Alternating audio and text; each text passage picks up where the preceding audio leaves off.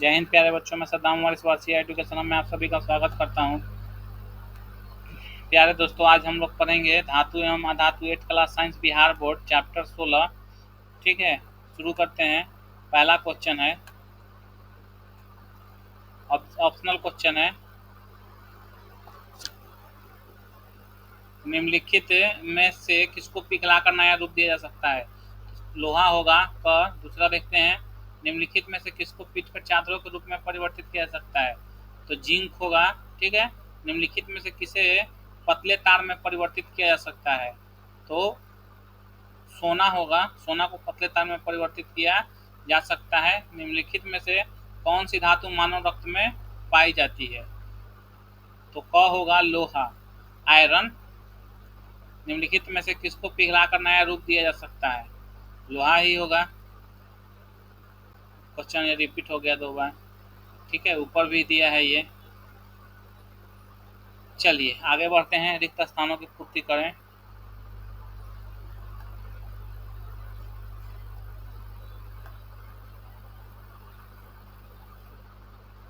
सबसे पुरानी धातु पूछ रहा है, तो क्या भराएगा? पहले में भराएगा सोना। दूसरे में क्या भराएगा? चांदी। चांदी की पतली पर्णिकाओं का उपयोग चॉकलेट लपेटने में किया जाता है। ठीक है, किसकी? चांदी की है, एल्युमिनियम की, दोनों होगा। ठीक है, चांदी और एल्युमिनियम। तीसरा में क्या भराएगा? धातु। ठीक है, चौथा में क्या भराएगा? पारा एक धातु है। पांचवा में क्या भराएगा? ग्रेफाइट। ग्रेफाइट एक अधातु है परंतु विद्युत का सुचालक है।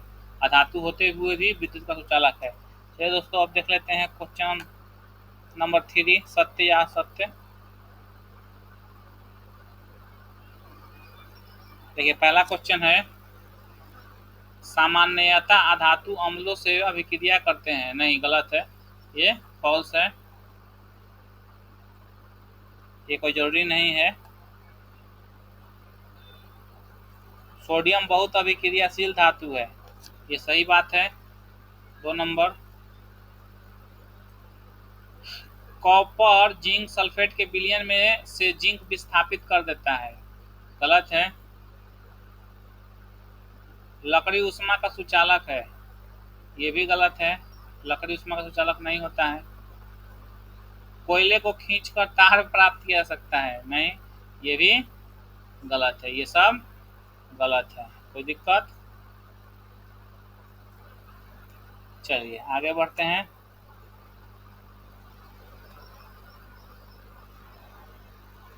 नीचे दी गई तालिकाओं में गुणों की सूचना दी गई है। ठीक है, करें इन गुणों के आधार पर धातु और अधातु में अंतर स्पष्ट करिए। चलिए देख लेते हैं उत्तर में। चमक धातु में पाई जाती है, बिल्कुल सही बात है।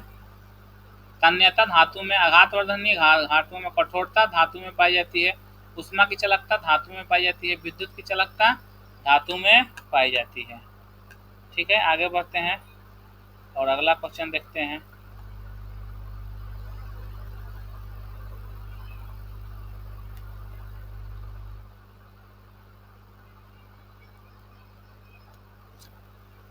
पांच का क का देखते हैं। कॉपर जिंक उसके लवण यानी सल्फेट के विलयन से विस्थापित नहीं कर सकता। कॉपर जिंक को उसके लवण यानी सल्फेट के विलयन से विस्थापित नहीं कर सकता, क्योंकि जिंक कॉपर से अधिक अभिक्रियाशील है।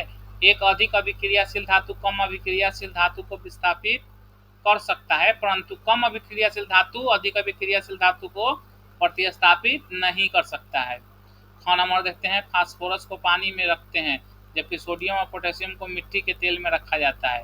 फास्फोरस को पानी में रखते हैं जिससे यह हवा से अभिक्रिया नहीं कर पाए, क्योंकि यह हवा से अभिक्रिया करता है तो इसमें आग पकड़ लेता है, जबकि सोडियम और पोटेशियम जल के साथ आसानी से अभिक्रिया करते हैं। यही कारण है कि इसे मिट्टी के तेल में रखा जाता है। यह मिट्टी के तेल से अभिक्रिया नहीं कर पाता है। बात समझ में आ गई होगी। केवल क्वेश्चन आंसर देखते हैं,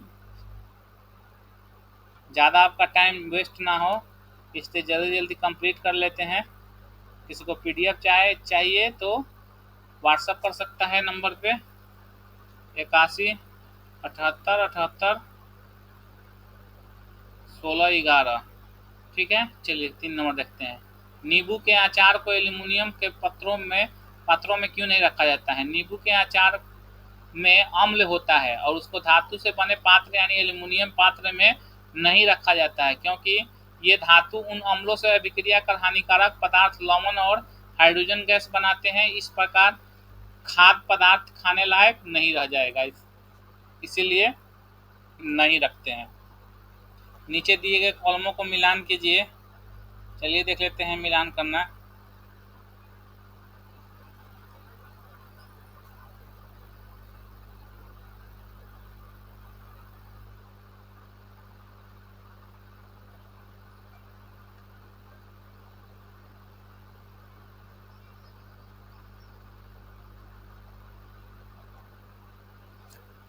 पहला है सोना।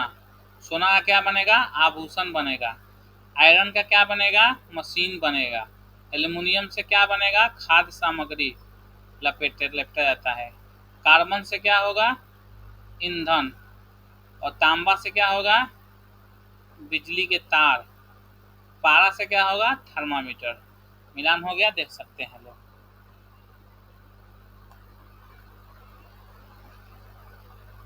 अगला क्वेश्चन देखते हैं। क्या होता है जब मैग्नीशियम रिबन के दहन के फलस्वरूप प्राप्त राख को जल में घोला जाता है और इसमें लाल लिटमस पत्र काला हो जाता है?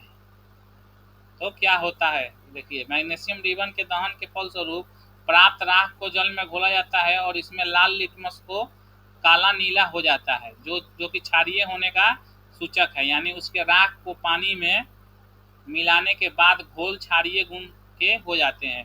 क्षार का गुण है कि लाल लिटमस को काला या नीला कर देता है। ठीक है, आगे बढ़ते हैं।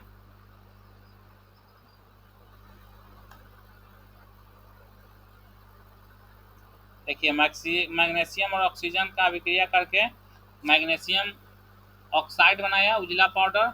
मैग्नीशियम ऑक्साइड प्लस जल का अभिक्रिया करके मैग्नीशियम हाइड्रोक्साइड बनाया। ठीक है, अब 2 नंबर देखते हैं। बंद शीशी में जलते चारकोल को डालकर पानी में डाला जाए और नीला लिटमस पत्र डाला जाए तो क्या होगा? देखिए, चारकोल प्लस ऑक्सीजन मिलकर क्या बनेगा? कार्बन डाइऑक्साइड, हवा से। ठीक है, कार्बन डाइऑक्साइड प्लस जल मिलकर क्या बनाएगा? कार्बोनिक अम्ल बनाएगा। नीला लिटमस को क्या कर देगा? ये लाल हो जाता है, क्योंकि धातु के ऑक्साइड अम्लीय होते हैं। आगे बढ़ा जाए।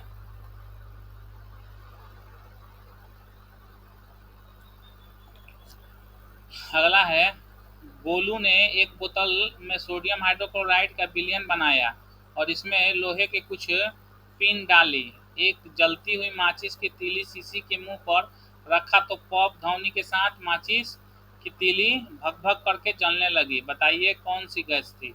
सोडियम हाइड्रोक्साइड के विलयन में लोहे के पिन डाला गया, फिर माचिस की तीली शीशे के मुंह पर रखा गया तो पॉप ध्वनि के साथ माचिस की तीली भग भग करके जलने लगी। पॉप ध्वनि हाइड्रोजन गैस की उपस्थिति को दर्शाता है। कोई दिक्कत? इस प्रकार हम लोग ये चैप्टर कंप्लीट कर लिए। तब तक के लिए अब आपसे विदा लेते हैं। थैंक यू, जय हिंद। मिलते हैं नेक्स्ट वीडियो में।